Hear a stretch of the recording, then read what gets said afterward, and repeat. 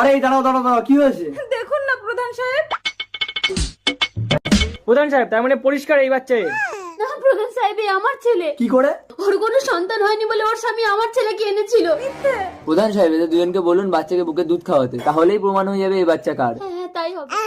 প্রধান সাহেব, আপনি হয়তো জানেন না, সব মায়ের বুকের দুধ হয় না। এই মাথা মোটা দল, তোরা চুপ কর। দেখি বাচ্চাটা আমার কাছে দাও তো।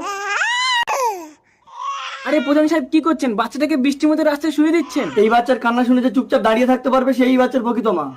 আমাকে চুপচাপ দাঁড়িয়ে থাকতে হবে। না শোনাই, আমি যে তোর মা।